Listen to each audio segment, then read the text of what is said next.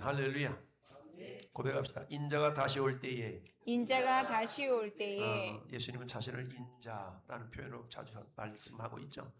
그래서 인자가 다시 올 때, 인자가 자기 영광으로 모든 천사와 함께 올 때에 자기 영광의 보좌에 앉으리니라 그랬죠. 영광의 보좌에 앉는다. 자, 우리 예수님은 이 땅에 두 번 오신다 그랬어요. 첫 번째 예수님의 초림. 예수님의 초림은 우리를 구원하시기 위한 구속주, 구원자로 이 땅에 오셨고요. 주님이 이제 모든 지상 사역을 다 마치시고 지금 승천하셔서 하늘 보좌 우편에 계시죠. 그리고는 보혜사 성령님을 우리 각인의 심령 속에 다 보내주신 줄 믿습니다. 따라서 제 안에 있는 성령님이나 여러분 안에 성령님은 동일하신 하나님인 줄 믿어요.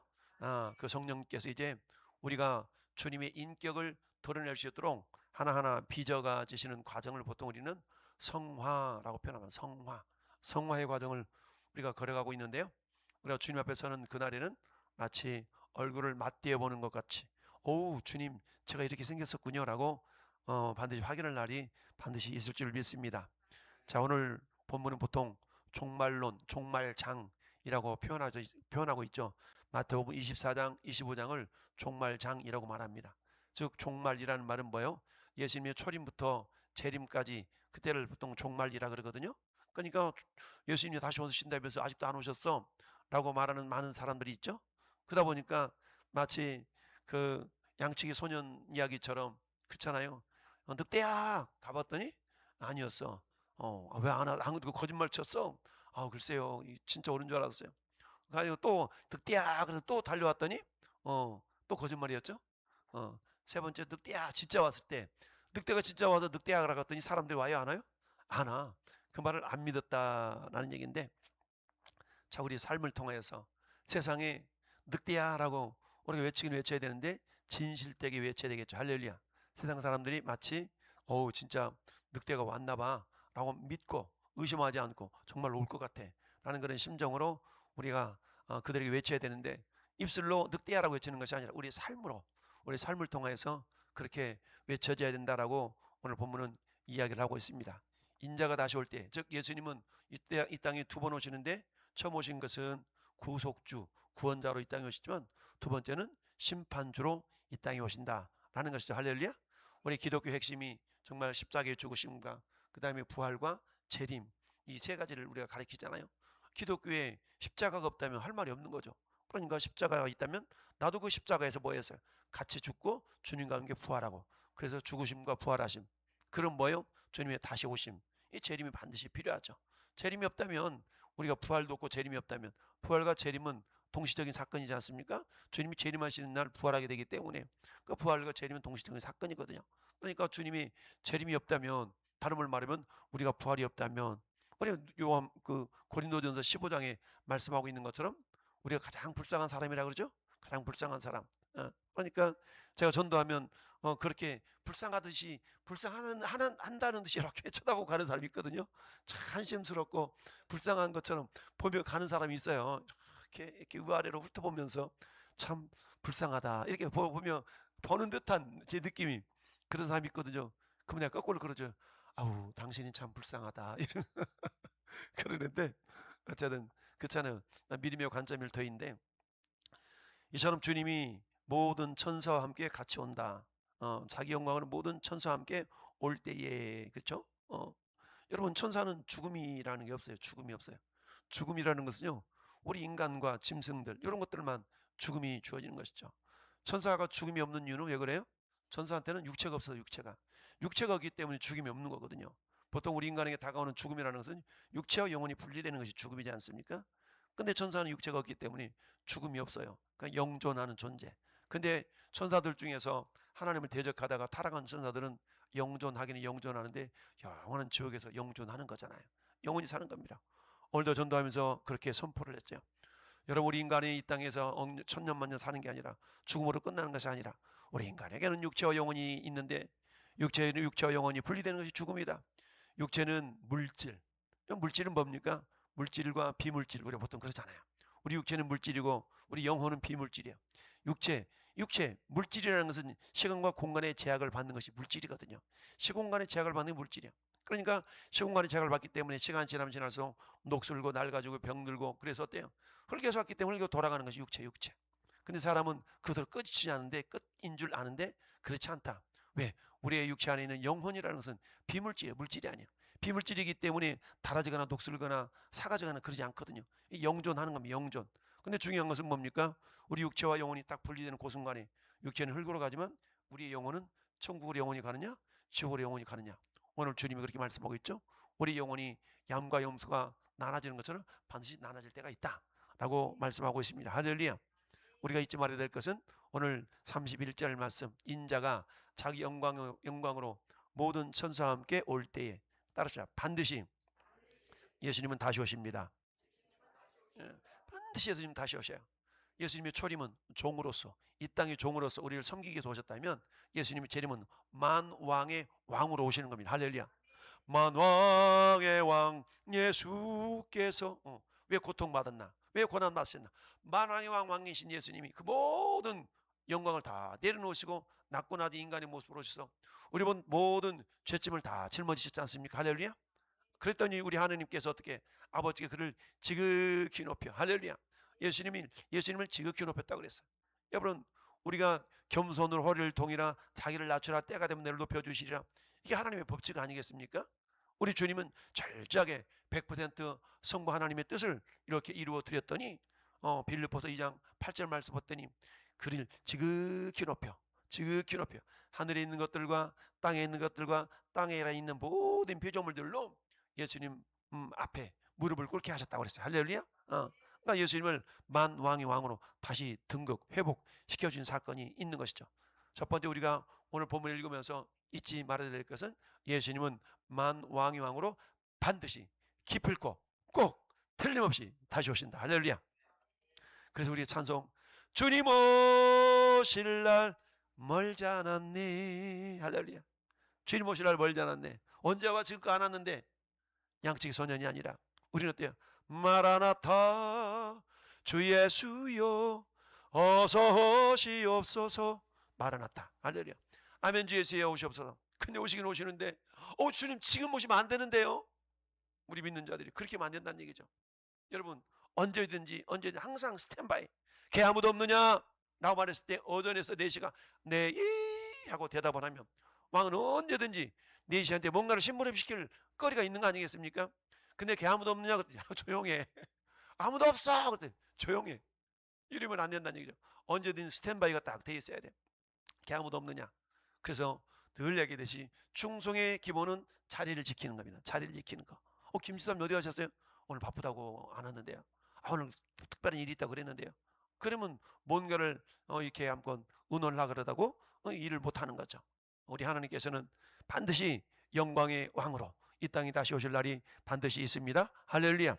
이처럼 초림 때는 정말 낮고 낮은 모습으로 이 땅에 주님이 오셨다 하지만 재림 때는 모든 천사와 함께 영광의 보좌에 앉아서 만국을 심판하실 만왕의 왕으로 오신다라는 얘기입니다. 할렐루야. 그 심판의 기준이 되어 뒤에 쭉 나오지만 우리 모두가 다 심판대 앞에 서게 됩니다. 그런데 중요한 것은 우리 그 누구도 심판에서 죄되는 사람이 없습니다.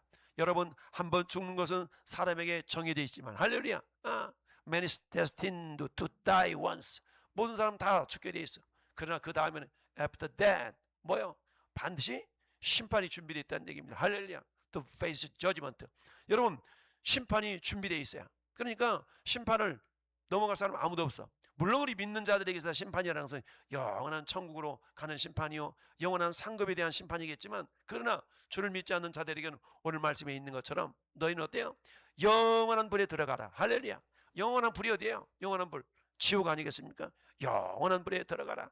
야, 그런데 저나 여러분들은 어떤 칭찬을 받습니까? 오늘 34절을 같이 읽어보겠습니다. 34절 시작. 그때에 임금이 그 오른편에 있는 자들에게 이르시되 내 아버지께 복받을 자들이여 나와 창세로부터 너희를 위하여 예비된 나라를 상속받으라. 아멘. 할렐루야. 자, 나와 창세로부터 너희를 위하여 예비된 나라를 상속받으라. 할렐루야. 상속받으라. 자, 오늘 저 천안에 계신 어떤 목사님하고 저하고 오늘 예심 훈련 받으러 같이 갔어요. 이 목사님은 2년 전에 평택역 광장에서 사모님과 그 사모님과 함께 기타 치면서 복음을 전하시는 목사님이셨는데 그때 사모님하고 목사님하고 기도하다가 그때 그 평택에 여기서 전도하시는 목사님이 보고 싶더라는 거야. 2년 전에 만났는데 제가 보고 싶어가지고 그 목사님이 지지난주 2주 전에 평택을 찾아왔어. 그래가지고 아는 척 막 하시는 거야. 생각해보니까 맞아, 그분이야. 전화번호도 저장해놓고 그랬더라고. 그러면서 이 기도하다가 목사님 생각이 나가지고 동시에 그 목사님 딱 둘이 사모님하고 목사님하고 딱 맞은 거야. 맞아, 그 목사님. 그래가지고 저를 찾아오셨어요. 그래가지고 어떻게 전도를 하시고 내가 지금 예심 선교를 이렇게 다니고 있는데 그걸 그때 듣고 자기도 전도를 하긴 해야 되는데 이 목사님이 저보다 연배가 좀 많이 있으신데 그런 거야. 자기 인생에 주님 앞에 섰을 때 야, 그분 유씨야, 유 목사야. 너 뭐 하다 왔어? 너 뭐 하다 왔어? 이렇게 물어보면 자기가 이제 이거 나이는 들어가고 주님 오시라 그러면 가야 될 터인데 이 가만히 생각해 보니까 주님 앞에 자랑하는 것은 전도하는 일인 것밖에 없더라는 거야. 전도하는 일. 그러다 보니까 뭐 가서 찬양하면서 전도는 전도하는데 본인 그 목사님 그런 고백을 하시는 거야. 사실 자기는요 그냥 우리 사모가 이렇게 해서 좀 때로는 떼밀려 가지고 마지못해 어쩔 수 없이 전도 현장으로 나갔던 그런 경험이 많다는 거야. 그래가지고 어떻게 하면 이렇게 되냐고 그래서 저도 뭐 그런 면이 없지 않아 있었지만 저도 이 예식 선교를 통해서 복을 받고 저도 좀 주님의 은혜로 이렇게 지금 전도하는 사람이 됐다고 그랬더니 오늘 따라오셔가지고 가서 이제 전도 현장도 훈련 현장도 이렇게 보시고 그러면서 그러시는 거야. 내가 주님 다시 오실 날 내가 믿는 목사인데 주님 오시면 반드시 양과 염소를 이렇게 나눌 때가 반드시 있다고 그러는데 그때 주님 앞에 섰을 때 야, 너 유 목사야 뭐하다 왔냐?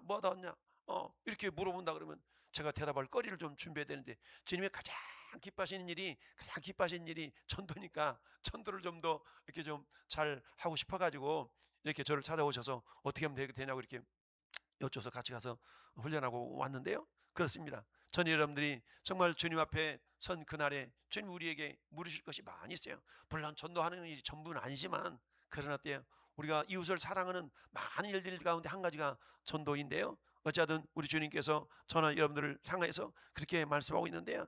자, 마태복음 16장 앞으로 16장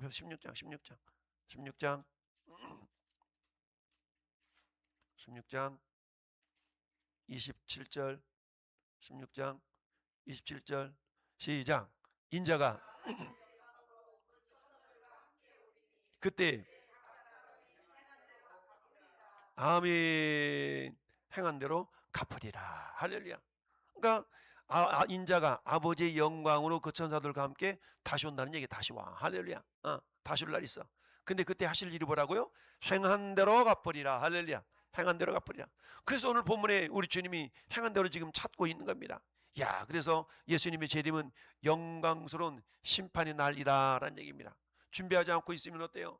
열처녀 비유에서처럼 준비하지 않고 있는 다섯 처녀는 어머 벌써 오셨대? 라고 그냥 못 들어가는 거야. 다섯 처녀만 기름을 준비한 다섯 처녀만 기쁨으로 신령과 함께 들어갈 수 있는 거 아니겠습니까? 그래서 첫 번째는 뭡니까? 반드시 오신다. 할렐루야. 반드시 오신다. 여러분 반드시 오실 날이 반드시 있습니다. 자, 여러분 이 땅에 아무리 떵떵거리는 삶을 산다 할지라도 우리가 잘 아는 그 나치 치하의 삶, 우리로 말하면 일제 36년 그 삶을 우리가 이야기하지 않습니까? 나치 시대 때 그 나치 히틀러를 추종했던 그런 많은 권력자들, 이 2차 세계대전이 다 끝나고 뭘 했습니까? 전범재판관으로 재판소에 끌려가가지고 다 재판을 받았던 거 아니겠어요? 그때 그야말로 천하를 호령했던 많은 나치 그런 사람들이 가서 엄청난 그런 어떤 형량을 받고 그야말로 나중에라도 그렇게 심판을 받았던 걸 보게 됩니다. 그런 걸 멀리 얘기합니까? 우리가 장차 이 땅의 신앙생활을 어떻게 했는가를 나중에 주님 앞에 서는 날에 그와 같이 심판받는 날이 반드시 있다는 걸 우리가 기억할 수 있어야 됩니다. 할렐루야. 이제 여러분 권불 10년이라고 해요. 권불 10년. 자, 이 땅에서 지금 한번 대통령 되니까 영원히 대통령 하고 싶어가지고 헌법을 개정하려고 막 이런 수를 쓰고 어떻게든지 자기 있는 죄를 다 없애려고 법을 바꿔가지고 이런 방법 저런 방법 그런 모습 보니까 너무 안타까운 거야. 너무 안타까워. 겸손하게 좀 하나님을 두려워할 줄 알고 그래야 되는데 그런 게 없는 걸 보면서 참 안타깝다는 생각을 하는데 우리들도 역시 마찬가지. 언젠가는 반드시 주님 앞에 서는 날이 반드시 있어요. 한번 죽는 것은 그 누구도 다 예외가 있을 수 없지 않습니까? 다 죽어요. 다 죽어. 그 돈 잘 버는 삼성 이건희 회장도 죽었고요. 정종희 회장도 죽었고요. 다 죽어. 그리고 어때요? 이제는 저는 여러분들 순서 올 때는 순서가 있지만 갈 때는 순서가 없어. 오늘 밤에는 하나님이 우리를 오라 하면 주님 앞에 딱 서야 되는데 우리는 가면 많은 걸 껄껄껄 거리는 사람들이 많을 거예요. 껄껄거리는 사람. 그때 좀 더 잘할 걸. 그때 그 사람에게 복음을 전할 걸. 그때 좀 더 충성할 걸. 이러면서 껄껄거리는 사람들이 많이 있을 거 아니겠습니까? 우리는 껄껄거리는 사람들이 아니라 이야 내가 그때 잘했지.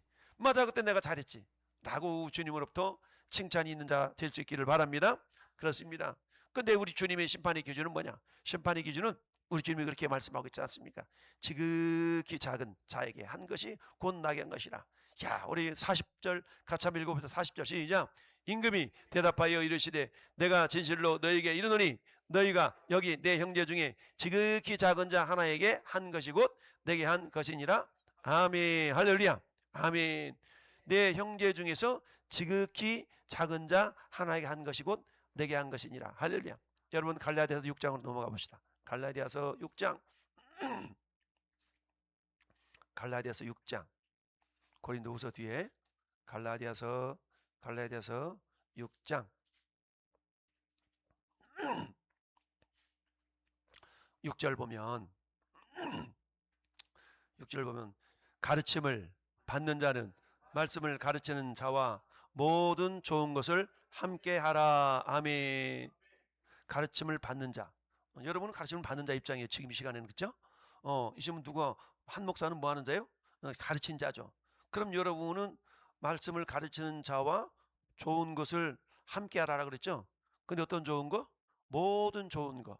모든 좋은 것을 함께 하라. 말씀을 가르친 자와 함께 하라. 라고 말씀하고 있어요. 두 번째 7절 시작. 스스로 속이지 말라. 하나님은 업신여김을 받지 아니하시니 사람이 무엇으로 심든지 그대로 거두리라. 할렐루야. 아까 우리 마태복음 16장 27절에 뭐라고 했어요? 행한 대로 갚으리라. 그랬죠? 행한 대로. 오늘 7절 말씀에는 뭐라고요? 심은 대로 거두리라. 할렐루야. 이게 하나님의 법칙이에요. 심은 대로 행한 대로 거두게 하리라 라고 했어요. 그러면서 육체를 위하여 심는 자는 육체로부터 썩어질 것을 거두고 성령을 위하여 심는 자는 성령으로부터 영생을 거두리라. 우리는 썩어질 것을 많이 심어야 돼요? 영생을 많이 심어야 돼요? 영생을 위한 것들을 많이 심어야 돼요. 썩어질 것을 많이 심는 자가 아니라. 자, 그러면서 9절에 우리가 선을 행하되 낙심하지 말지니 포기하지 않으면 때가 이르면 반드시 거두게 되어 있습니다. 할렐루야. 10절 시작.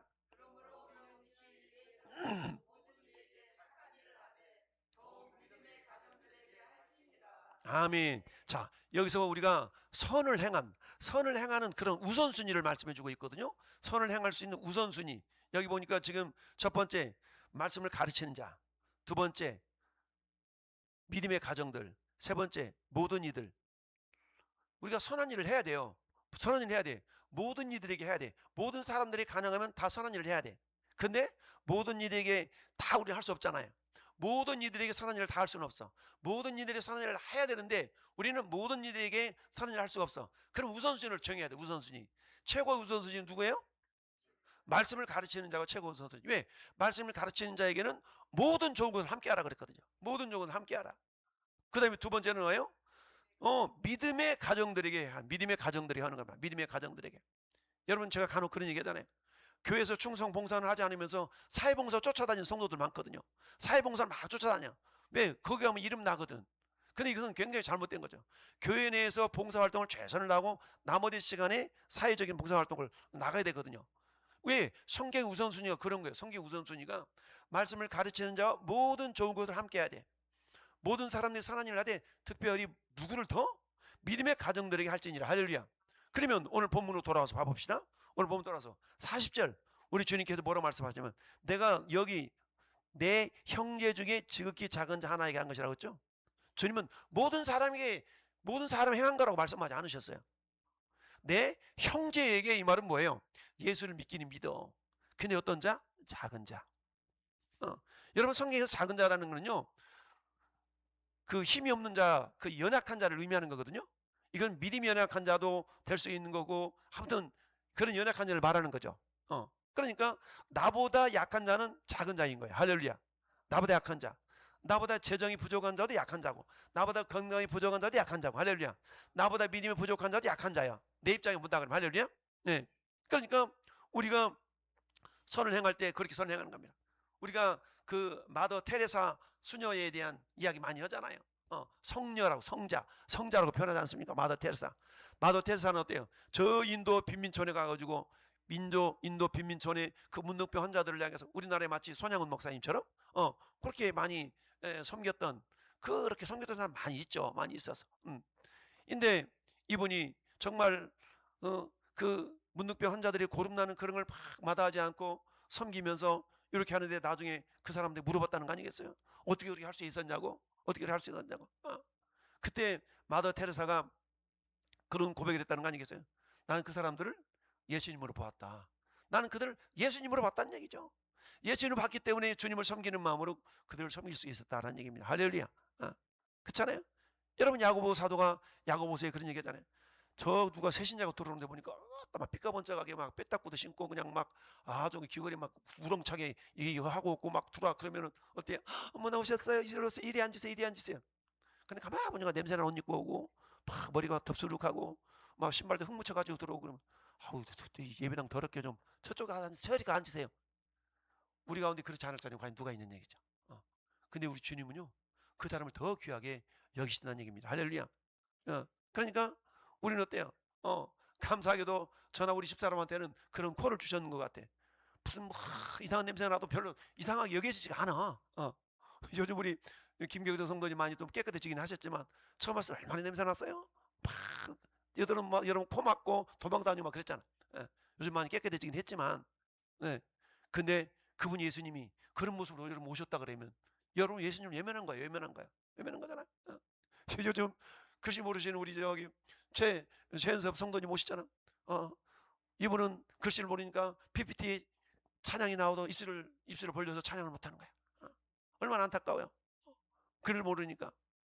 이야, 그래 글을 모르니까 동사무소 찾아갔더니 동사무소 그 직원이 이분하고 소통이 안 되니까 답답한 거야. 집에 전화도 없지, 글씨도 모르지.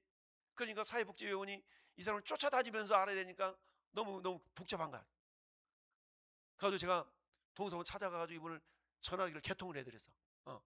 폴더폰 하나 사가지고 이분을 개통해드려. 너무 좋아가지고 시도 때도 없이 전화하는 거야. 전화를 하는 방법을 알려줬거든. 1번에다 제 전화번호 저장해놔가지고 1번만 누르면 저예요. 그랬더니 그건 누를 줄 알잖아. 요거 1번인지 몰라. 근데 요것만 누르면 저한테 와요. 그랬더니 시도 때도 없이 전화 눌러가지고 전화 오는 거야. 아무튼 제가 할 수 있어도 감사하고 그렇잖아요. 그러면 그렇게 딱 그런 모습들. 그러니까 참 하나님이 제가 아니면 안 되지가 나한테 붙여졌나 보다 이런 생각하는 거.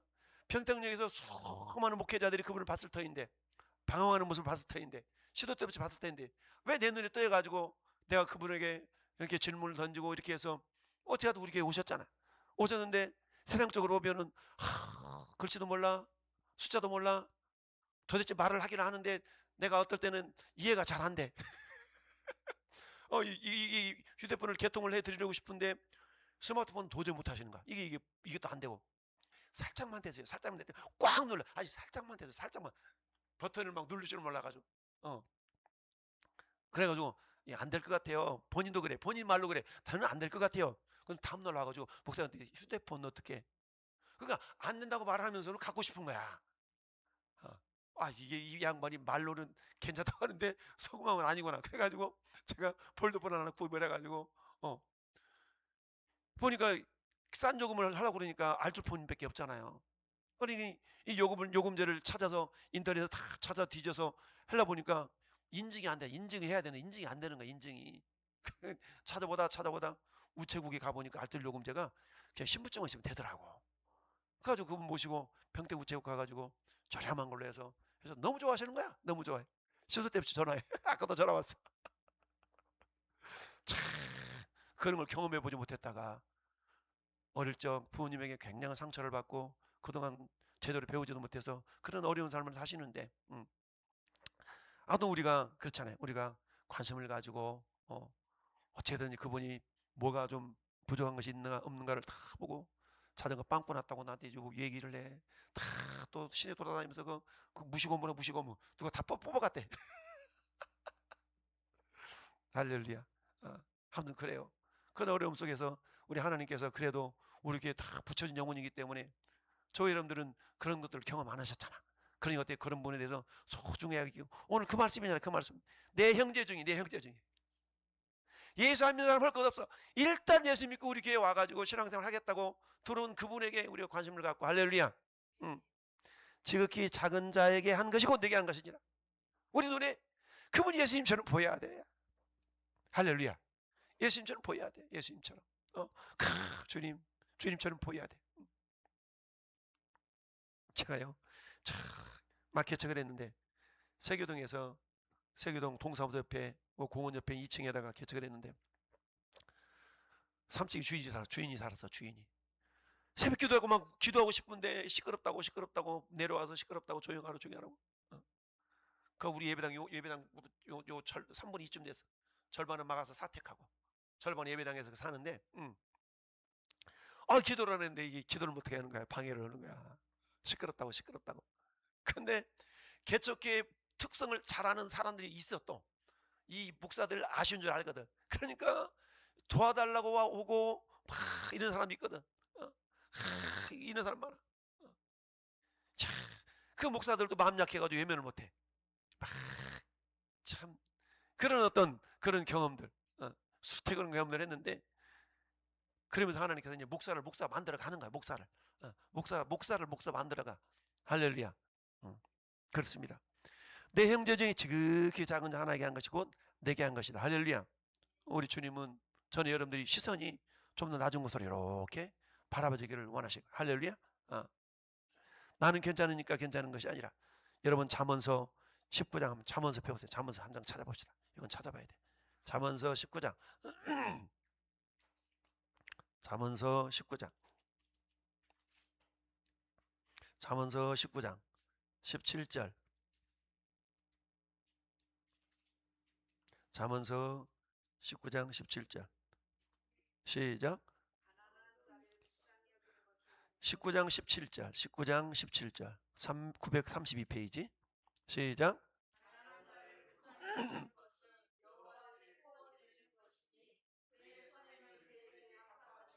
아멘. 가난한 자를 불쌍히 여기는 것은 여호와께 꾸어드리는 것이니. 할렐루야. 그의 선행을 그에게 갚아주리라. 할렐루야. 하나님 갚아주십니다. 갚아주셔. 가난한 자를 불쌍히 여기는 것은 우리 주님이 그랬잖아요. 그거 나한테 한 거야. 주님 그러잖아요. 나한테 한 거야 그거. 라고 말씀하고 있습니다. 사도 요한은요, 요한일서 4장에서 이렇게 말합니다. 보는 바 그 형제를 사랑하지 아니하는 자는 보지 못하는 바 하나님을 사랑할 수 없다. 눈에 보이는 형제도 사랑하지 않으면서 눈에 안 보이는 하나님 어떻게 사랑해? 라고 우리에게 말씀하고 있어요. 할렐루야. 우리 하나님께서 기억하시는 것은 뭐냐? 사랑으로 역사하는 믿음뿐이다. 그러니까 우리가 믿음의 역사는 근거가 사랑이 있어야 돼.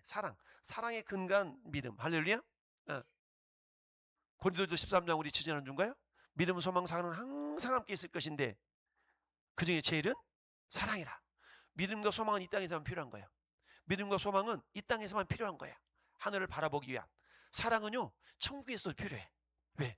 더 주님을 더 잘 섬기기 위해서 천국에서도 필요한 것은 사랑이야. 그래서 믿음, 소망, 사랑은 항상 같이 있어야 될 것인데 그 중에 사랑이 제일이라는 얘기는 사랑은 천국에서도 필요하기 때문에 그래요. 할렐루야. 근데 이곳에 사랑 훈련이 안 되어졌는데 천국에 와서 갑자기 사랑을 잘할 수 있을까요? 그렇지 않다는 거죠. 이 땅에서 사랑 연습이 충분히 되어져야만이 천국에서도 더 주님을 더 잘 섬기게 될 줄로 믿습니다. 여러분, 우리 하나님께서 심판대에 딱 오셨을 때 우리에게 심판의 근거가 뭐냐? 그건 다른 게 아니라 내가 구원받았어. 구원의 은혜를 받았어. 그러면 따라서 은혜에 합당한 삶, 은혜 합당한 삶의 열매를 통해서 주님이 심판의 근거가 되고 기준이 되는 겁니다. 너 합당하게 살았냐? 마태복음 7장에 나더러 주여 주여 하는 자마다 다 천국에 들어가는 것이 아니고 하늘의 아버지 뜻대로 행하는 자라야만이 들어간다는 말은 뭐냐면 내가 진정 하나님 은혜로 구원받았음을 아는 자는 합당한 열매가 맺혀진다는 거거든요. 할렐루야.